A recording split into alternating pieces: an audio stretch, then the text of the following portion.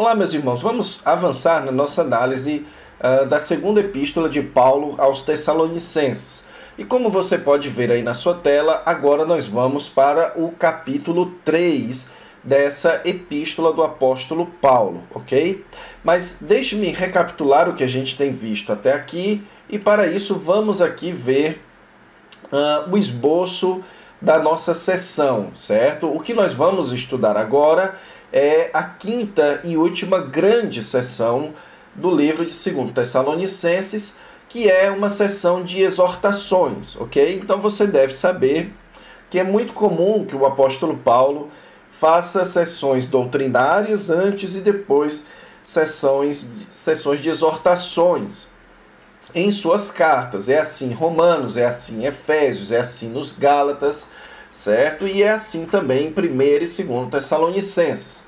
Então, nessa sessão de exortações, nós temos aqui exortações que são resultantes do que o apóstolo Paulo estava tratando ali no capítulo 2. E o que o apóstolo Paulo tratou no capítulo 2 aqui de 2 Tessalonicenses? O capítulo 2 é um capítulo chave, é o capítulo central dessa epístola.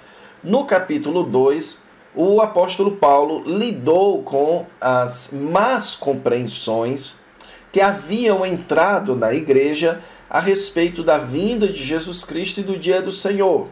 Como foi muito bem explicado a vocês, aqueles irmãos estavam achando que haviam entrado no dia do Senhor por causa de ensinos de pessoas, tanto presencialmente quanto por falsas cartas paulinas, estavam ensinando que o dia do Senhor já havia começado. Então o apóstolo Paulo começa dizendo que ninguém de nenhum modo vos engane. E ele então explica sobre o que é necessário acontecer para dar início ao dia do Senhor, que é aquele período de juízo, aquele período de ira que irá recair sobre o mundo no futuro, ok? Depois que o apóstolo Paulo explica tudo isso, ele então faz um contraste, certo? A partir do versículo 9 do capítulo 2, ele fala dos prodígios que o homem da iniquidade, ou o iníquo, referindo-se ao anticristo, os seus prodígios, os seus sinais mentirosos, e então ele iria enganar aos que perecem, ok? Então ele começa falando aqui daqueles que perecem, daqueles que rejeitaram a salvação. E por terem rejeitado a salvação, Deus então envia a operação do erro e mantém eles ali no engano. O contraste disso são aqueles que foram escolhidos para a salvação.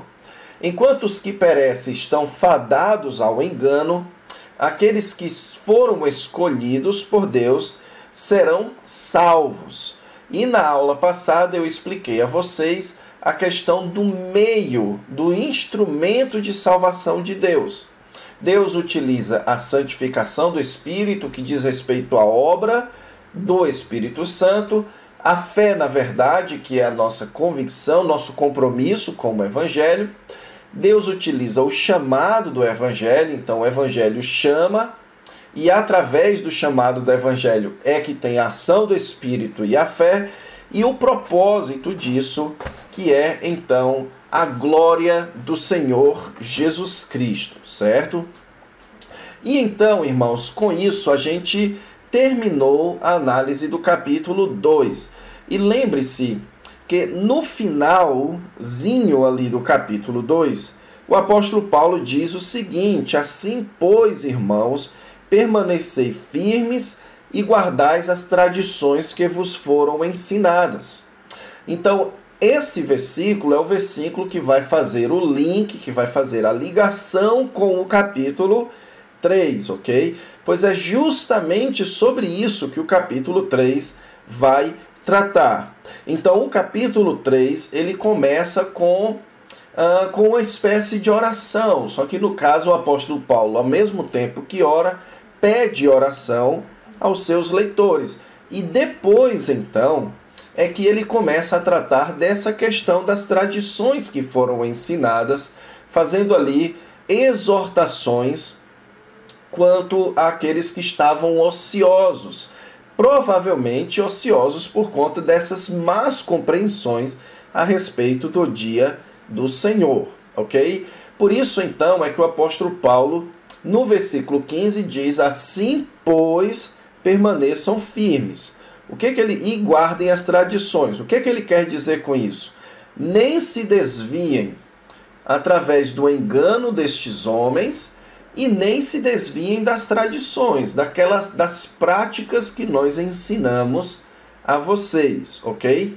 Então, ele já ensinou a respeito, já exortou quanto a respeito destes ensinos errados quanto ao dia do Senhor, e agora no capítulo 3, especialmente a partir do versículo 5, ele vai então tratar ali diretamente a respeito dessas tradições que eles estavam abandonando por causa de más compreensões quanto ao dia do Senhor, ok?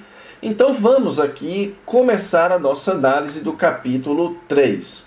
A primeira exortação que o apóstolo Paulo dá aqui no capítulo 3 é que eles orassem pelo avanço da obra, ok? Para que eles orassem para o avanço da obra de Deus. Então note que o texto começa dizendo aqui: finalmente, irmãos. Então, com este finalmente, o apóstolo Paulo está indicando que está caminhando para o final da sua carta. Mas ao mesmo tempo introduz este final, introduz essa que é a terceira e última grande seção do apóstolo, ou no caso dessa epístola, ok? Então, quando o apóstolo Paulo usa, geralmente quando ele usa essa expressãozinha finalmente, ele está introduzindo ao que resta ser dito, certo? Ou pelo menos finalmente em conclusão ao que ele disse anteriormente. O que ele estava falando anteriormente? Ele estava orando pelos seus, no caso aqui, pelos Tessalonicenses, agradecendo a Deus pela obra de salvação na vida deles. E então, finalmente, em conclusão, o que resta ainda a ser dito em relação ao assunto do capítulo 2 é o seu pedido para que eles orassem por nós. Este nós aqui diz respeito à equipe missionária do apóstolo Paulo, que no caso era composta por Paulo, Silas e Timóteo, ok? Aqueles que haviam trabalhado com os Tessalonicenses e que faziam parte de uma equipe missionária. Então ele diz: orai por nós. Só que veja bem como o pedido de oração do apóstolo Paulo não dizia respeito propriamente não dizia propriamente a vida pessoal deles ou as necessidades pessoais dele, certo? Aqui você tem pedidos em relação ao avanço do evangelho, certo? Então ele diz aqui, ele faz dois pedidos. Ele, em primeiro lugar, veja aqui um para, certo? Para que? E então ele faz dois pedidos marcados por este para que, certo? Em primeiro lugar, o primeiro pedido é para que a palavra do Senhor se propague e seja glorificada, ok? Então, o sentido da palavrinha, da expressãozinha propagar, é correr rapidamente. Literalmente, essa palavrinha significa isso, certo? Correr rapidamente ou fazer progresso, ou no caso aqui, se disseminar. É essa a ideia, certo? Então, o apóstolo Paulo está pedindo orações para que a palavra do Senhor seja disseminada. E só comentando um pouco aqui, no caso Então essa partículazinha do, ela está nos dizendo que essa palavra que o apóstolo Paulo quer que se dissemine, ela foi originada do Senhor. Por isso, essa palavra do Senhor que nós vemos aqui diz respeito ao Evangelho, ok? Ao ensino a respeito do Senhor Jesus Cristo, que é o ensino do apóstolo Paulo também. Então o apóstolo Paulo quer que o Evangelho se propague e seja glorificado. Agora, em que sentido o apóstolo Paulo está querendo dizer que a palavra ou o Evangelho deve ser glorificado? Então, note aqui que essa palavrinha está numa forma passiva. Então, a ideia do apóstolo Paulo é que ela receba a glória devida, que ela seja devidamente honrada, ok? E como é que a palavra de Deus, ou o Evangelho, ele é honrado? Que é quando ele alcança sucesso. Então, o que o apóstolo Paulo está dizendo é pedindo para que a palavra do Senhor fosse propagada e alcance o seu efeito pretendido na vida das pessoas. Para que as pessoas, então, recebam e creiam no Evangelho. Quando o Evangelho é crido, ele recebe a devida honra. Quando ele é rejeitado, ele não está sendo glorificado. E nós percebemos isso por causa dessa partícula ou dessa frase aqui, como também está acontecendo entre vós. O que estava acontecendo dentre eles? O que estava acontecendo aqui era o avanço e a glorificação do Evangelho, ok? Então é isso que o apóstolo Paulo está pedindo, que a palavra de Deus se propague e que as pessoas creiam no Evangelho. Então ele diz que isso também está acontecendo no meio deles. Então nós podemos tirar aqui, irmãos, algumas lições muito importantes para as nossas próprias vidas, certo? Note aqui a tônica do pedido do apóstolo Paulo. Como o seu pedido, ele é um pedido que expressa a sua maior preocupação.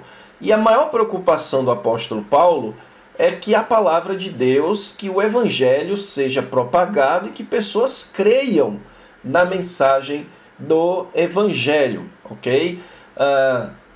Isso serve de instrução para os nossos próprios cultos de oração e para as nossas próprias vidas de oração, como de fato muito pouca oração é feita pelo avanço da obra de Deus e muita oração é feita pelo avanço das nossas obras neste mundo, ok? Então o apóstolo Paulo, ele está aqui como se estivesse dizendo para os Tessalonicenses que assim como ele orava louvando a Deus pela salvação dos Tessalonicenses, era necessário que os Tessalonicenses também orassem pela salvação de outras pessoas, pela propagação do Evangelho a outras pessoas, ok?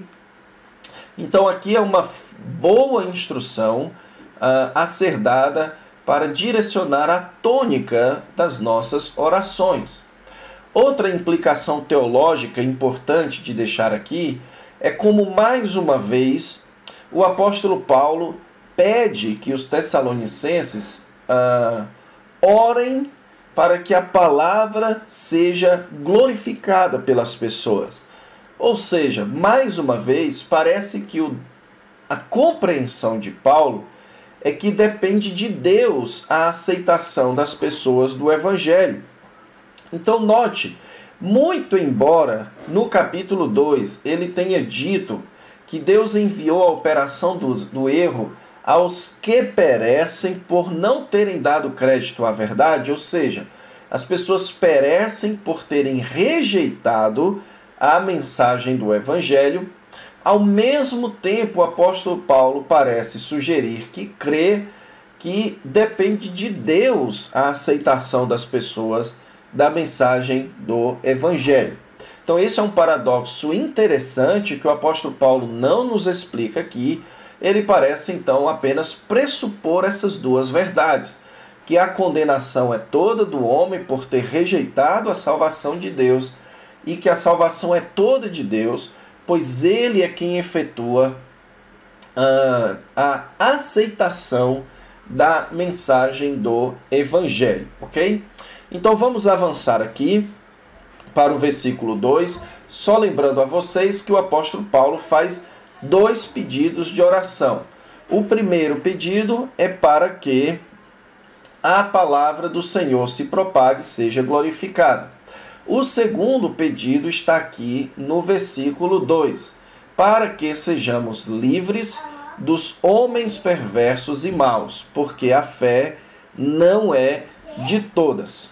Então, esse segundo pedido do apóstolo Paulo é um pedido para que Deus os livrasse de inimigos do Evangelho, ok?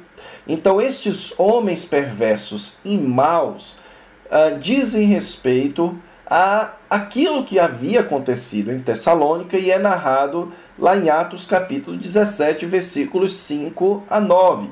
Diz lá que os judeus, movidos de inveja e trazendo consigo alguns homens maus dentre a malandragem, ajuntando a turba, alvoroçaram a cidade e, assaltando a casa de Jason, procuravam trazê-los para o meio do povo. A palavrinha aqui traduzida por perverso é uma palavrinha grega muito interessante, que é a junção de duas palavras, atopos, que literalmente falando significa fora de lugar. Mas a ideia dessa palavra é de pessoas impróprias, injuriosas, que causam sofrimento sobre as outras, ok? Então o apóstolo Paulo está falando aqui de perseguidores do Evangelho que causavam sofrimentos, injúrias contra o apóstolo Paulo, ok? E ele também fala de pessoas más, de pessoas que causavam prejuízo, certo? É o contrário, a palavrinha má aqui é o contrário de benéfico na língua original. Então essas pessoas são pessoas que causavam prejuízos para o avanço da obra de Deus. Agora, eles faziam isso por quê? Por conta da sua falta de fé. Então veja que ele diz aqui a razão pelo qual havia estes homens perversos e maus. Ele diz aqui porque a fé não é de todos. Então esta partículazinha, a fé, ela diz respeito ao ato de crer, ok? Então, muito embora em outros momentos a fé se refira ao corpo de doutrinas da fé cristã, o contexto parece indicar que a fé aqui se refere ao ato de crer, certo? Justamente pelo contexto onde ele estava falando aqui, que a palavra de Deus seja glorificada, ou seja, ela receba a honra devida. E voltando no capítulo 2, ele fala da fé na verdade. E antes disso, ele já havia falado de pessoas que rejeitaram a verdade. Então, o que o apóstolo Paulo está dizendo é que o ato de crer não é de todos. Nem todos creem no Evangelho. E por isso são hostis ao Evangelho. Pelo fato destes homens perversos e maus não terem a fé, eles eram hostis, ok? Muito provavelmente o apóstolo Paulo está aqui, como eu mencionei a vocês, citando Atos 17, muito provavelmente o apóstolo Paulo aqui está se referindo aos judeus. Eles eram os homens maus e perversos que estavam realizando fortíssima oposição à pregação do Evangelho. E Paulo está dizendo que a fé não pertencia a eles e que, portanto, eles estavam sendo hostis à pregação do Evangelho, ok? Então essa é a primeira exortação do apóstolo Paulo, ele os exorta a orarem pela obra no Senhor. E a segunda exortação é para que eles tivessem constância na prática da fé cristã, constância na prática cristã, certo? Então note que o apóstolo Paulo agora vai começar com um todavia o Senhor é fiel. Então, mais uma vez, ele está marcando aqui um contraste, ok? Então, com esse todavia, ele marca um contraste muito interessante, porque no final do versículo 2, ele vai dizer que a fé não é de todos. E a palavrinha fé, ali traduzida, é a palavrinha pistis, e ele começa, então, o versículo 3 com a palavrinha pistos, que são duas formas com a mesma raiz, ok? Então, é como se ele estivesse fazendo um contraste com um jogo de palavras aqui. Enquanto os perseguidores da fé cristã não tinham a fé, Deus é fiel. Ou no caso, o Senhor Jesus Cristo, ele é fiel, ok? Então, o apóstolo Paulo está aqui querendo dizer que a sua confiança está no Senhor, que ele não estava depositando o seu trabalho na sua perspectiva quanto à maldade dos seus inimigos, mas quanto ao valor ou à fidelidade do Senhor Jesus Cristo, certo? Então aqui ele já está começando a construir a exortação para que eles continuassem constantes na prática cristã. Então, visto que o Senhor é fiel, qual é a conclusão que ele chega? É que o Senhor vos confirmará e guardará do maligno. Então, note o jogo de palavras aqui. Então, quando ele disse lá em cima, falando dos homens perversos e maus, a palavrinha traduzida lá por mal era a palavrinha poneros. Então, os homens que são maus, que são maldosos, que causam prejuízos para o avanço da obra de Deus. E agora, então, ele fala aqui, ele vos guardará, o Senhor vos guardará do poneros, ok? Do poneru, literalmente falando ali na língua grega, que é do maligno. Então, note só qual é o jogo de palavras do apóstolo Paulo. Que estes homens que não têm a fé, eles são maus. Mas eles têm o Senhor Jesus, que é fiel. E eles, o Senhor Jesus Cristo, há de guardar e confirmar eles do mal ou do maligno, associando então o trabalho daqueles homens maus com o trabalho do maligno e pegando o contexto com o trabalho também do anticristo, certo? Então o apóstolo Paulo está aqui fazendo uma oração que o Senhor iria confirmá-los e guardá-los do maligno, da ação de Satanás através destes homens perversos e maus, para que o evangelho não avançasse e para que eles se desviassem da fé, ok? Agora então ele muda um pouquinho aqui a sua perspectiva para entrar nessa questão da constância na prática cristã. Ele diz: nós também temos confiança em vós no Senhor. Então note que o apóstolo Paulo demonstra confiança no Senhor e confiança neles. Agora, qual é a confiança do apóstolo Paulo? Ele fala aqui de uma coisa que ele confia, de que não só estáis praticando, como também vocês continuarão a fazê-las. Agora, o que eles estavam praticando e continuariam a fazer? o apóstolo Paulo vai dizer as coisas que vos ordenamos, ok?